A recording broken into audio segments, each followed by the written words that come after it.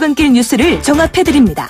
깊이 있는 뉴스 YTN FM 출발 새아침. 오늘 아침은 정말 선선합니다. 이렇게 갑자기 계절이 변할 수 있는가 하는 생각이 들 정도인데요. 계절의 변화, 가장 먼저 매미 소리가 사라진 데서 알 수 있죠. 그리고 습한 느낌 역시 사라졌다는 데서도 이제 여름이 갔다는 사실을 알 수 있는데요. 물론 앞으로도 몇 번의 늦더위가 있을 수는 있습니다만 그래도 습한 더위는 이제 끝나지 않았나 하는 생각이 듭니다. 유난히 더웠던 이번 여름, 이 여름 보내시느라 여러분들 수고 많이 하셨습니다. 신율의 출발 새 아침 3부 순서, 먼저 광고부터 듣겠습니다.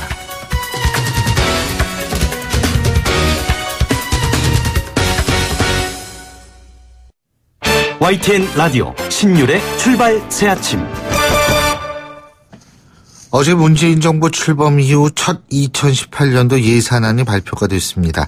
429조의 규모로 9년 만에 최고의 증가율이라고 하고요. 지난해에 비해서 총 지출 증가율이 7.1%나 돼서 슈퍼 예산이라고까지 불리고 있습니다. 자, 이 부분에 대해서 정부 어떤 입장을 갖고 있는지 기획재정부 구윤철 예산실장 전화 연결해서 입장 직접 들어보겠습니다. 구 실장님, 안녕하세요. 예, 안녕하세요. 예. 내년도 예산안의 방향성, 정부는 어떻게 규정하실 겁니까? 예, 내년도 예산안은 일자리 창출과 소득 주도 및 혁신 성장을 적극 지원해서 사람 중심의 지속 성장 경제를 구현하는 예산에 중점을 두었습니다. 따라서 분배와 성장의 선순환을 이루는 그런 사람 중심 지속 성장 경제를 구현하는 데 목적이 있습니다. 예. 그 내년도가 429조 원이죠. 네네. 근데 우리나라 예산 증가율이 평균 예년에 얼마씩 증가했습니까? 예년에는 한 3% 수준 정도였습니다. 3%요. 예. 근데 이번에는 7.1%죠. 네네. 2배 넘게 증가했네요. 네네. 예산이. 예? 그러면 이렇게 지금 올려도 된다, 이렇게 정부는 판단한 겁니까, 예산은?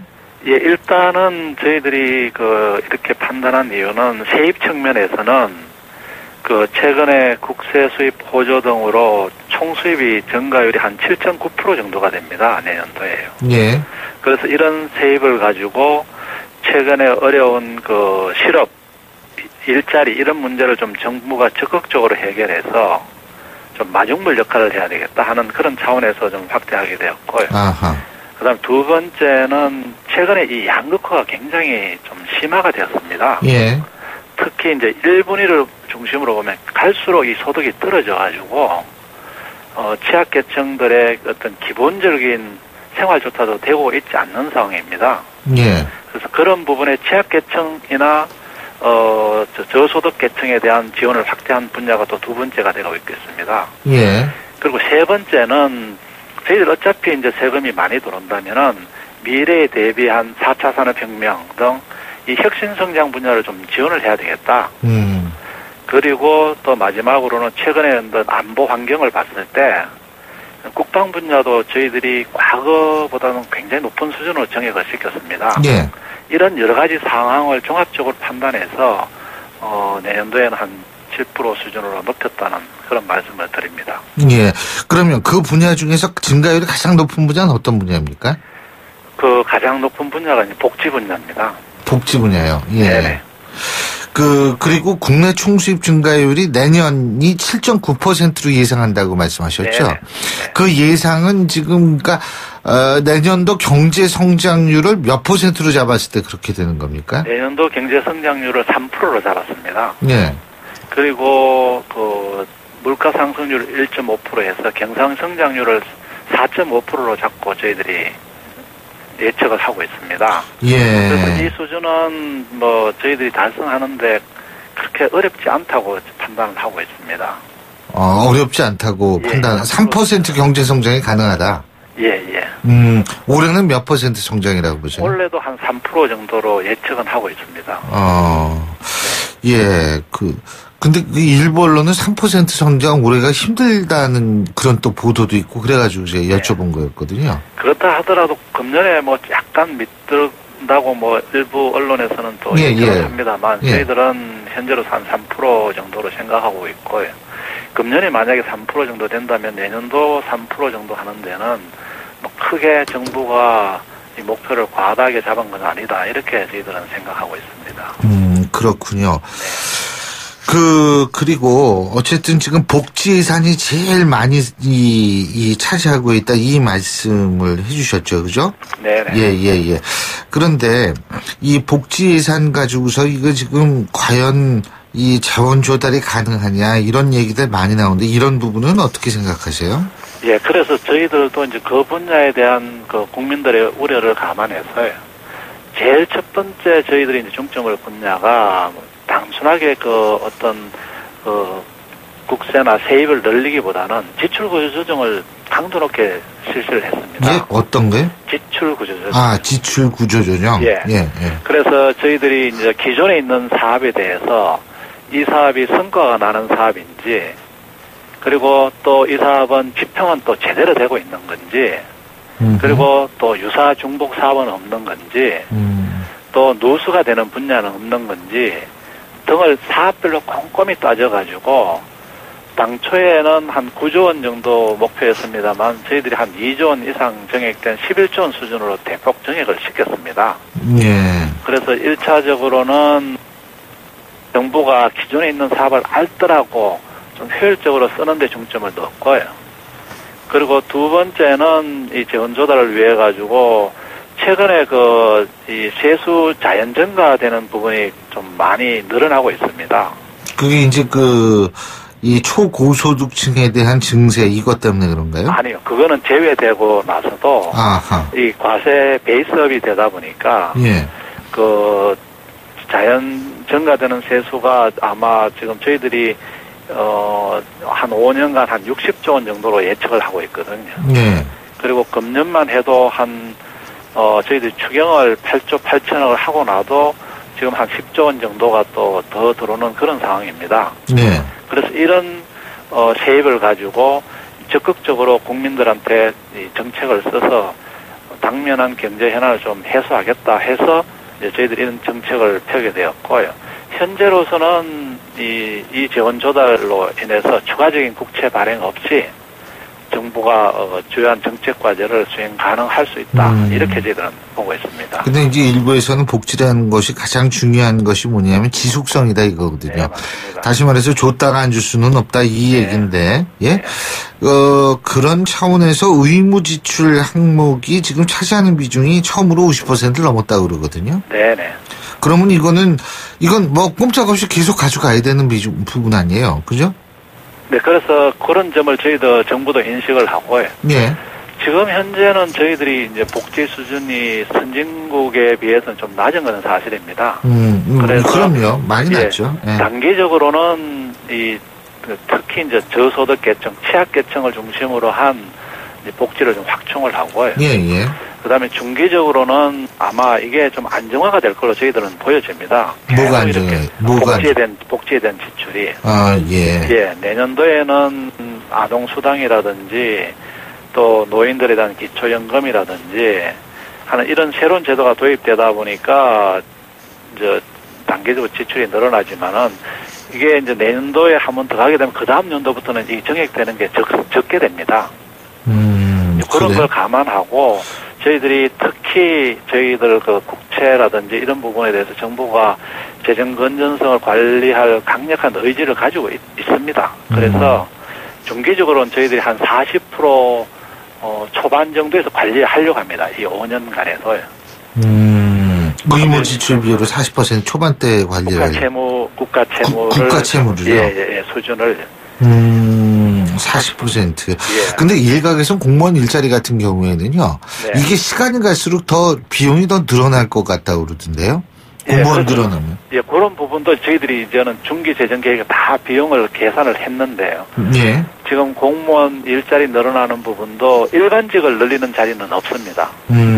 주로 현장에서 경찰이라든지 소방이라든지 그리고 또 사회복지 관련 공무원이라든지 예. 또는 방역 이런 분야의 공무원을 한정해서 늘려가지고 그 규모도 좀 최소화하고 그래서 이제 국민들은 좀 서비스를 좀 높이고 그리고 경찰이나 소방 같은 경우는 교대도 지금 뭐 2교대나 하는 데서 3교대로 해서 그렇게 해서 장기적으로 좀 이 국민들에 대한 서비스가 개선이 되면은 계속 이렇게 그걸 뭐 4교대를 한다 5교대 이렇게 늘어날 수는 없거든요. 예. 그래서 그 부분도 저희들이 비용은 카운트해 두고 있고 뭐 중장기적으로 계속 늘어나고 이렇게 되지는 않을 것으로 그렇게 저희들은 생각하고 있습니다. 예, 그러니까 이게 모든 게 다 지속 가능하다는 말씀이신데, 예, 그죠? 큰 점을 중심을 두고 저희들이 좀 관리를 철저히 해나갈 계획입니다. 또 하나 궁금한 게 일자리인데 지금 네. 정부 예산안 보면 양질의 일자리, 그냥 일자리가 아니죠. 예. 양질의 일자리를 대폭 늘린다 이런 얘기를 하거든요. 예. 양질의 일자리가 뭡니까? 그래서 저희들은 정부가 처음에는 이 마중물 역할을 하지만은 예. 중장기적으로는 민간의 일자리 창출을 늘려야 된다. 예. 이런 식 생각을 가지고 있습니다. 예. 그래서 일단 양질의 일자리를 늘리기 위해서 그 민간의 어떤 그 창업이나 벤처 그리고 그 기술 개발 이런 쪽에다가 정부가 예산을 지원해서 양질의 일자리를 늘리되 그다음에 단기적으로는 굉장히 어려운 청년들이나 노인이나 이런 여성 이런 취약계층을 중심으로 해서 정부가 좀 일자리를 늘려서 이게 이제 밸런스를 좀 이루도록 그렇게 하려고 합니다. 예. 결국은 양질의 일자리는 민간이 만든다고 정부도 생각하고 있기 때문에 네. 어떤 중소기업에 대한 지원이라든지 이런 부분을 통해 가지고 양질의 일자리가 창출되도록 그렇게 최선을 다할 계획입니다. 국회 제출은 언제 하시죠? 국회 제출은 아마 이번 주 9월 1일 날 제출하게 될 것 같습니다. 9월 1일이요. 그럼 네네. 이게 통과가 되는 거는 물론 12월 2일 정도로. 그죠. 이게 부분이지만 이제 최종 통과는 12월 2일이죠. 네네. 예, 잘 알겠습니다. 네. 자, 저희가 한번 잘 지켜보겠습니다. 오늘 네네. 말씀 잘 들었습니다. 고맙습니다. 네, 감사합니다. 예, 지금까지 기획재정부의 구윤철 예산실장이었습니다.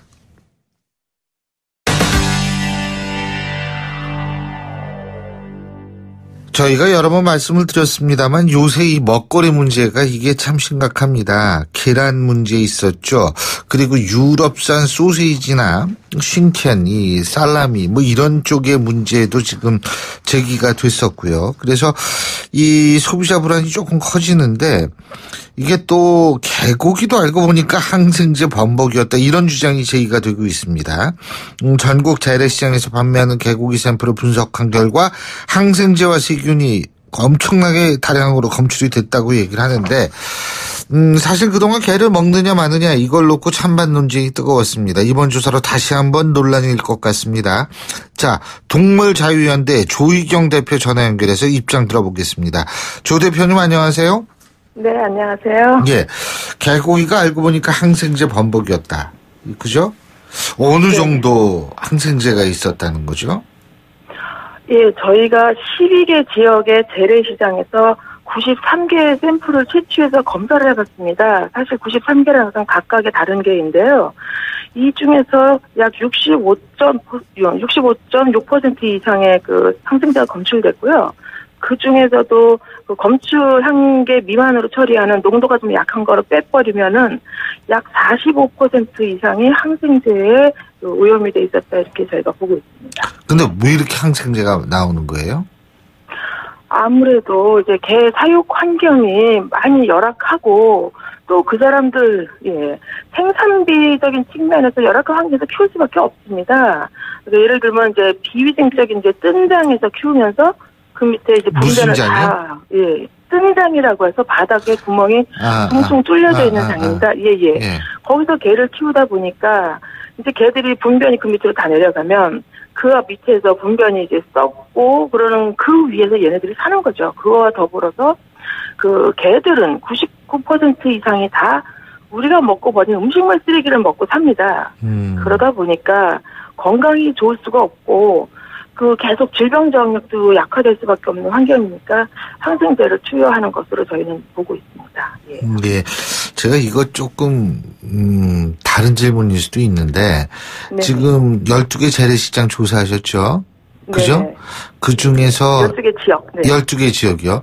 네. 그 중에서 애완견 같은 그런 개고기도 발견하셨습니까? 이 작은, 이것이 이제 그 사람들은 그렇게 말은 안 하지만, 이 도체가 작은 애들, 이런 경우는 이제, 집에서 키우던 반려동물 같은 그런 개들이라고 볼 수 있는 개들 발견됩니다. 네. 그게 뭐, 비중이 좀 드물지 않게 발견됩니까? 일단, 사육하시는 분들은 절대로 그런 개들은 취급 안 한다고 하시지만, 그러나 현장을 조사 나가면 그런 개들은 어렵지 않게 발견할 수 있습니다. 어렵지 않게 발견할 수 있다. 네, 알겠습니다. 그렇습니다. 이렇게 항생제가 검출이 된 개고기를 먹는다는 거는, 이게 글쎄, 먹는 사람도 항생제를 먹는 거가 되는 건가요? 이게 어떻게 되는 건가요?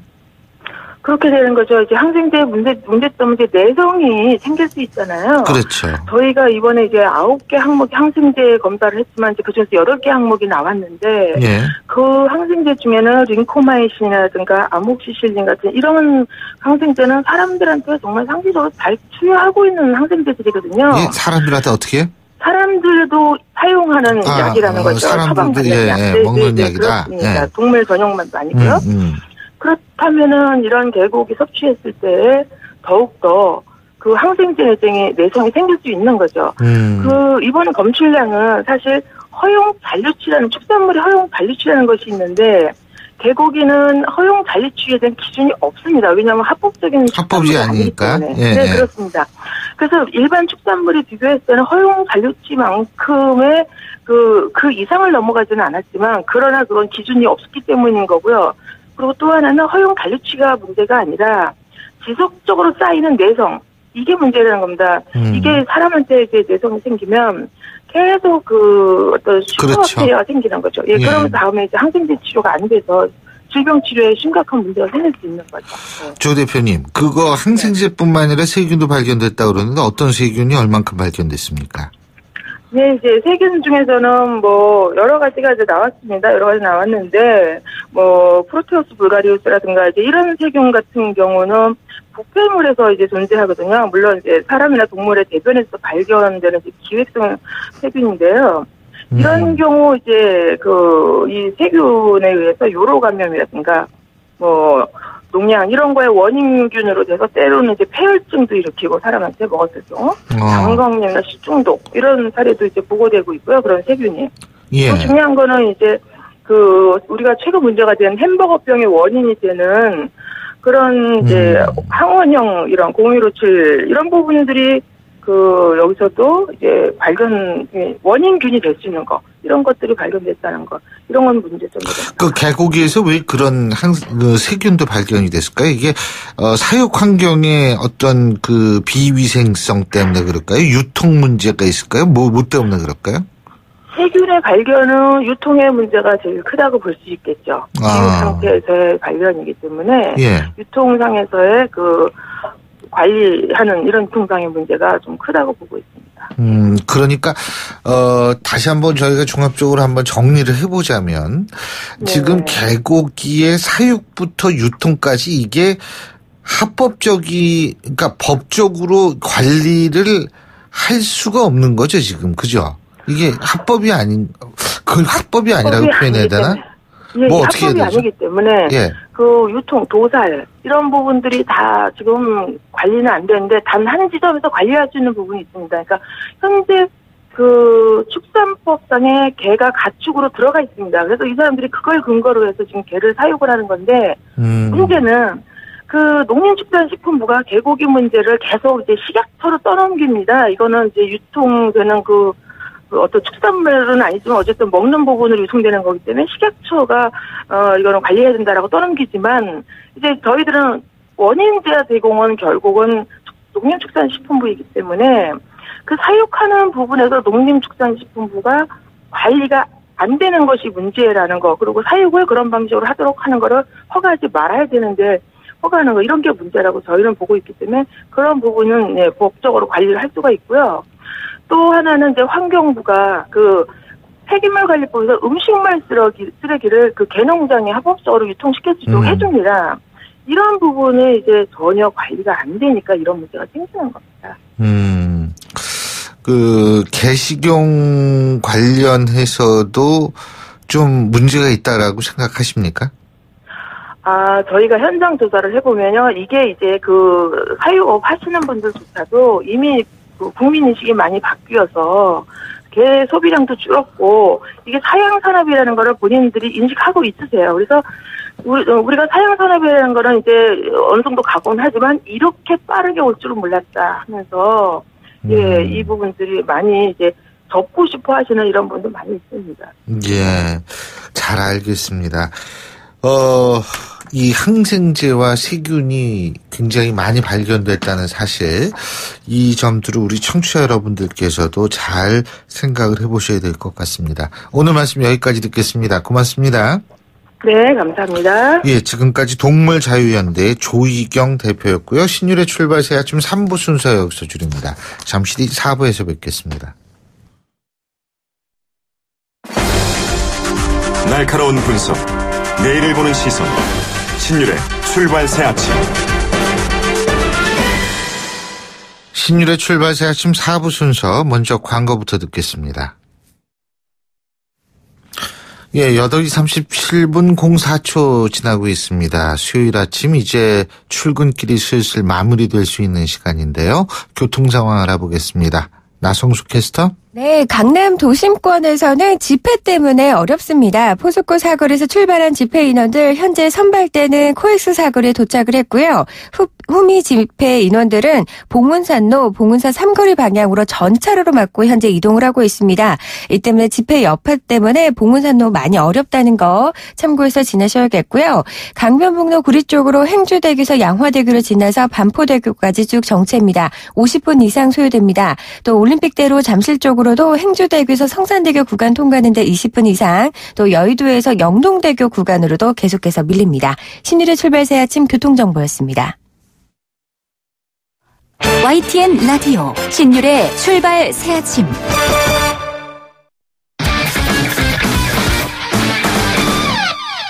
스포츠 소식 알아보겠습니다. 최동훈 스포츠 평론가 전화 연결합니다. 안녕하십니까? 예, 안녕하세요. 예, 프로야구 그 두산이 심판한테 돈을 건넨 혐의로 검찰 수사를 받고 있다고 하는데, 기아도 심판한테 돈을 줬다고 그러죠? 예, 그렇습니다. 좀 실망스러운 일인데요. 이 기아도 심판에게 돈을 건넸다, 이런 보도가 나왔고요. 이 보도 직후에 이 기아 구단이 이것을 인정하고 사과문을 발표했습니다. 지난달에 프로야구 전 심판인 이 최규순 씨가 이 구단에 수시로 돈을 요구했고, 이 두산이 돈을 건넨 사실을 인정했는데, 이 검찰이 이 사건을 수사하는 과정에서 기아 직원 2명이 참고인 자격으로 조사를 받았고요. 이 직원이 돈을 건넸다는 사실이 보도가 되면서 기아가 이것을 인정을 한 겁니다. 기아 구단에서 밝히기로는 이 직원 2명이 검찰 수사를 받았다. 이 최규순 심판에게 2012년과 2013년에 각 100만 원씩 모두 200만 원을 송금했다, 이렇게 밝혔습니다. 예. 근데 두산이나 기아나 모두 돈을 건넸다는 거는 똑같은데, 이제 차이가 있다면 두산은 자진 신고했는데 기아는 이게 언론 보도로 밝혀졌다고 그러죠? 예, 그렇습니다. 이 KBO가 한 차례 이 내부적으로 조사를 했거든요. 예. KBO가 조사할 때 이제 두산은 돈을 건넸다, 이렇게 자진 신고를 했고요. 그 다음에 이것이 언론 보도로 이 공개가 되면서 이 김승영 사장이 즉각 물러났습니다. 자, 그런데 이 기아는 KBO 조사에서 돈을 건넨 사실을 신고하지 않았습니다. 자, 그리고 이 구단 직원이 검찰 조사를 받았다는 것이 언론에 공개가 되면서 이 사실을 인정하게 된 거거든요. 예. 이 기아 구단의 이 도덕성에 치명적인 상처를 입게 됐고, 당연히 팬들의 비난도 지금 거셉니다. 이 최규순 전 심판 사건이 현재 수사 중인데 어쩌면은 이 수사 과정에서 이 돈을 건넨 또 다른 구단이 밝혀질 가능성도 배제할 수는 없는 상황입니다. 근데 이제 이렇게 기아가 좀 어수선할 텐데 말이에요. 예? 예. 선수들은 예. 잘해요. 그래도 어제 삼성이 이겼죠.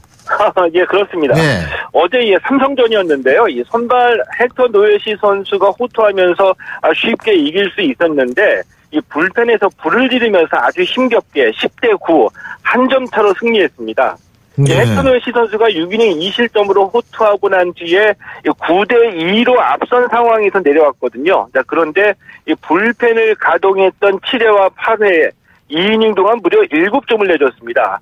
이 불펜이 불안하다. 이런 이 기아의 약점이 다시 한번 드러난 경기였고요. 헥터 노예시 선수가 어제 17승으로 이 팀 동료인 양현종 선수와 함께 다승 공동 1위에 올랐고요. 예. 1위 기아하고 2위 두산의 승차는 한 경기 반입니다. 아, 그렇군요. 이 두산하고 롯데 후반에 잘 나가는 두 팀이죠.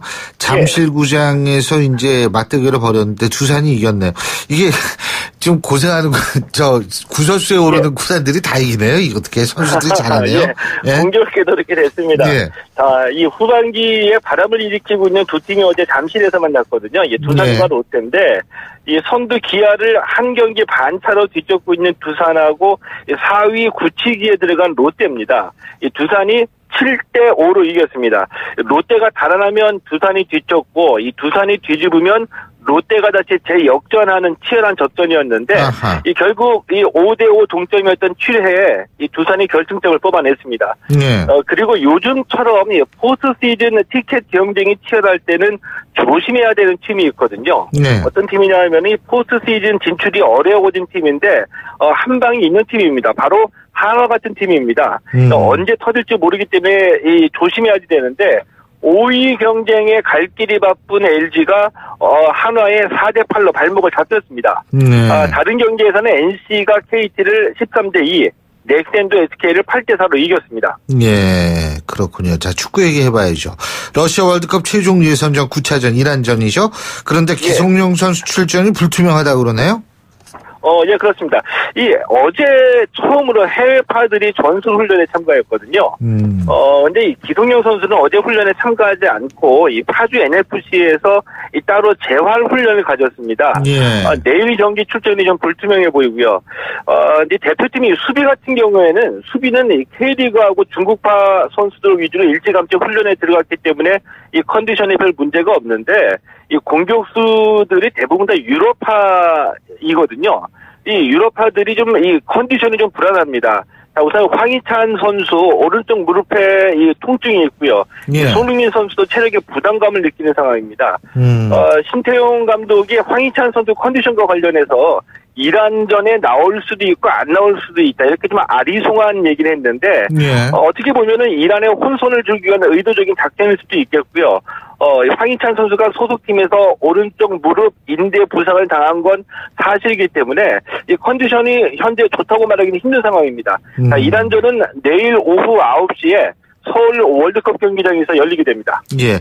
그런데 이란 대표팀 키로스 감독이 매일 얼어붙이는 것 같은데 우리나라를 비난하는 듯한 사진을 SNS에 올렸는데 인터뷰에선 우리 대표팀 칭찬하고 말해요. 예. 아주 노련합니다. 예. 이 케이로스 감독은 참 재미있는 캐릭터입니다. 예. 이 국내에 들어와서 훈련장을 두고 불만을 터뜨리는 발언을 했다가 갑자기 또 이 태도를 바꿔가지고 우리 대표팀을 칭찬하는 말을 하기도 했거든요. 예. 그제는 또 이 훈련장에서 잔디가 패인 곳만 찍어가지고 자신의 SNS에 올렸습니다. 그리고는 어떤 상황에서도 우리는 최고의 플레이를 펼치겠다 이런 글을 올리기도 했거든요. 그 다음에 어제 인터뷰할 때 한국 같은 강팀과 경기하게 돼서 영광이다. 한국은 훌륭하기 때문에 배움의 장이 될 것이다. 이렇게 얘기도 했습니다. 예. 그러니까 일단 이 케이로스 감독의 말 한마디 한마디가 주목을 받게 되면서 이 경기에 대한 관심을 모으는 데를 성공을 했는데 이 심리전으로 보기에 조금은 좀 유치한 면도 없지 않아 있고요. 이렇게까지 가볍게 말을 해야 되는 생각이 들 정도인데 이란 대표팀 어제 이 갑작스럽게 일정을 변경해서 숙소에 있는 호텔에 마련된 공간에서 회복 훈련을 가졌습니다. 알겠습니다. 오늘 말씀 잘 들었습니다. 고맙습니다. 예, 고맙습니다. 예, 지금까지 최동호 스포츠 평론가였습니다.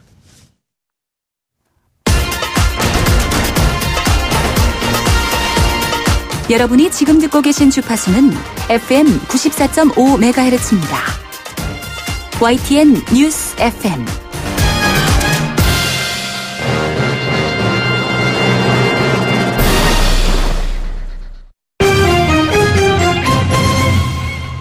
경제 뉴스 알아보겠습니다. 한국경제신문의 박종석 기자 전화 연결합니다. 안녕하십니까? 안녕하세요. 예, 정부가 내년도 예산안 발표를 했는데 저희가 앞서 3부에서도 잠깐 얘기를 했는데 지난해보다 예산이 꽤 많이 늘어났다고 그러더라고요. 그죠? 네, 그렇습니다. 예. 내년 정부 예산안이 올해보다 7.1% 늘어난 429조 원으로 짜여졌습니다. 예. 증가율이 2009년 10.6% 이후 9년 만에 가장 큽니다. 예산 증가율은 내년 경상성장률 4.5%보다 2.6%포인트 높은 확장 예산이기도 합니다. 정부는 29일 국무회의에서 이런 내용의 2018년도 예산안과 2017년에서 2021년 국가재정 운용계획을 확정했습니다. 예. 예산안은 9월 1일 국회에 제출됩니다. 예. 이번 예산안의 가장 말씀하세요. 큰 특징은 복지 확대에 초점을 맞췄다는 것입니다. 예. 복지 예산이 사상 최대인 146조 2천억 원으로 전체의 3분의 1을 넘습니다. 예산안은 문재인 대통령 복지 확대 공약을 이행하기 위한 국정과제 소요 재원 18조 7천억 원과 건강보험 보장성 강화 등 새 정부 출범 후 추가된 복지정책 예산 7조 5천억 원을 모두 반영했습니다. 교육 11.7%, 일반 행정 10%, 국방 6.9% 등의 예산도 비교적 큰 폭으로 늘어납니다. 예. 반면에 사회간접자본 예산은 사상 최대인 20% 삭감됩니다. 문화체육관광 예산도 8.2% 줄어들고요. 예. 산업 중소기업 예산도 에너지 예산도 0.7% 올해보다 감소할 예정입니다. 예. 근데 다만 내년 국세 수입은 올해보다 10.7% 늘어난 268조 2천억 원, 총 수입은 447조 1천억 원으로 추정됐습니다. 예. 지금 이제 이게 국회를 통과해야 되는 거 아니에요? 그죠? 네, 그렇습니다. 국회 반응은 어떻습니까? 예, 여당은 돈을 너무 많이 쓰고 성장 동력을 찾는 일에 소홀한 것 아니냐며 국회 심사 과정에서 엄격하게 따져보겠다고 밝히고 있습니다. 자유한국당은 내년도 예산안을 아예 퍼즐리즘 예산이라고 규정했는데요. 정부 재정을 무분별하게 퍼준다 이런 의미에서 지었습니다.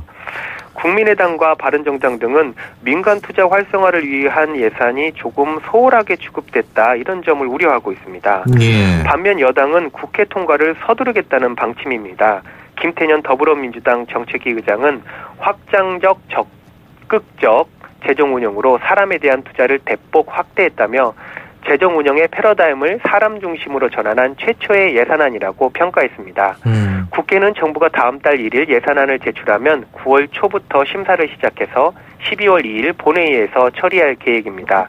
여야가 합의하지 못해도 예산안은 국회법에 따라 12월 2일 본회의에 자동으로 상정됩니다. 예, 그렇군요. 자, 다른 얘기인데 건강보험료 오른다 그러죠? 네, 그렇습니다. 보건복지부가 29일 건강보험정책 심의위원회를 열고 건강보험료를 2.04% 올리기로 했습니다.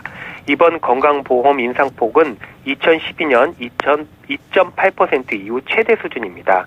이에 따라 내년 직장 가입자의 평균 건강보험료는 10만 276원에서 10만 2,242원으로 1,966원 인상됩니다. 예. 지역 가입자의 월 평균 보험료는 8만 9,933원에서 9만 1,786원으로 1,853원 오릅니다.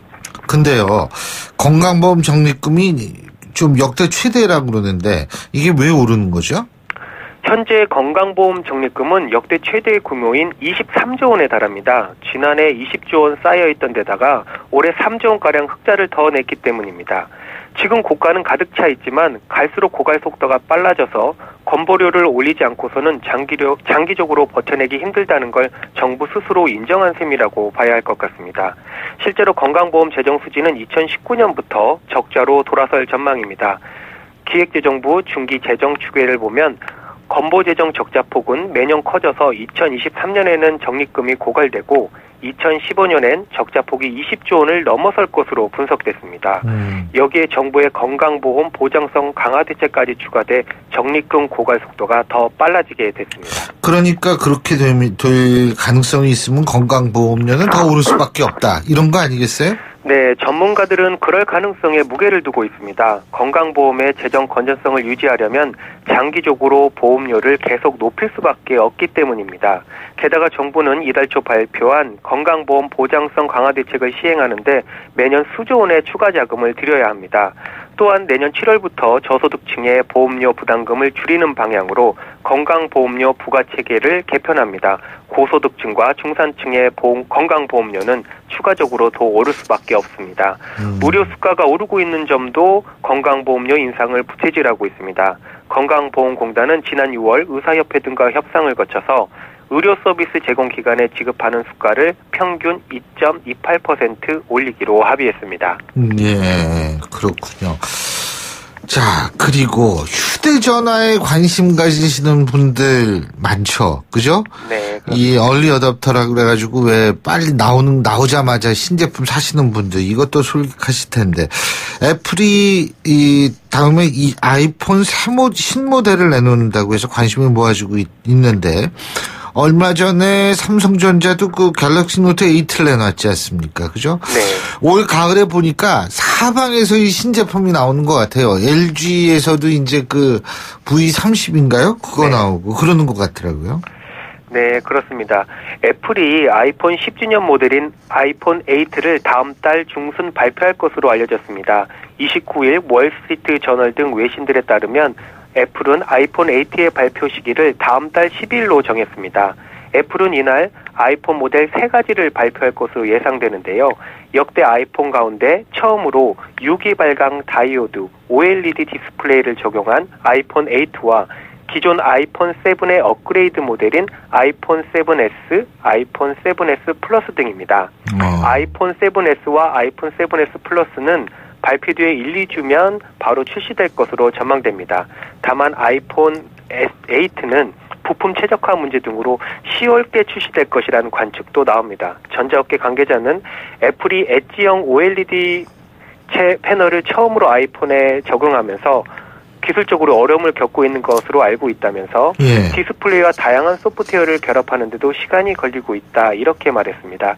출시 시기가 약간 미정이기는 하지만요. 어쨌든 삼성전자 갤럭시 노트 8와 정면 승부가 예상됩니다. 내일 공개되는 LG전자 V30, 소니 엑스페리아 XZ1 등도 프리미엄 폰 경쟁에 가세하면서 올가을 글로벌 스마트폰 시장이 뜨겁게 달아오르고 있습니다. 예.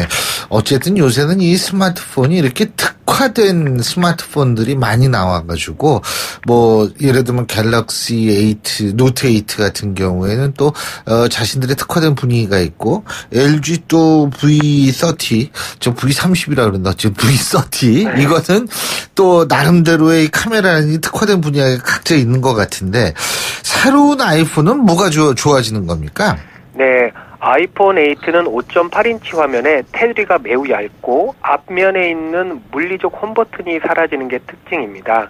3차원 얼굴 인식 기능과 함께 깊이를 인식할 수 있는 증강현실 기능도 담기는 것으로 알려졌습니다. 운영체제는 최신 아이폰 OS인 iOS 11이 적용됩니다. 인공지능 음성비서 시리는 더욱 개선될 전망이고요. 소비자 행동 패턴이나 관심사 등을 학습해서 맞춤형 기능을 추천하는 서비스 등이 담길 것으로 예상됩니다. 갤럭시 노트는 아까 말씀해 주신 그런 내용들이 담겨 있고요. 근데 이번 대결이 관심을 끄는 것은 비단 삼성전자와 애플만의 싸움이 아니라 부품 회사들도 있거든요. 통신 산업체들도 있고 이런 것들이 전반적으로 얽혀 있기 때문에 이 두 회사의 싸움이 굉장히 흥미롭게 전개되고 있는 것 같습니다. 이 스마트폰이 점점 커져요. 아이폰은 5.8인치, 아이폰 8는 갤럭시 노트 8는 6.3인치죠. 그죠? 네, 그렇습니다. 야, 이제는 이게 휴대전화를 주머니에 넣고 다니려면 주머니가 커야겠네요. 오늘 말씀 여기까지 듣죠. 고맙습니다. 감사합니다. 예, 지금까지 한국경제신문의 박종석 기자였고요. 신율의 출발 새 아침 수요일 순서는 여기서 모두 줄이겠습니다. 자, 가을을 느낄 수 있는 하루가 되겠죠? 예, 가을. 가을의 설레임을 만끽할 수 있는 그런 하루 되시기 바라겠고요. 전 내일 아침 7시 15분에 다시 오겠습니다. 신유리였습니다. 고맙습니다.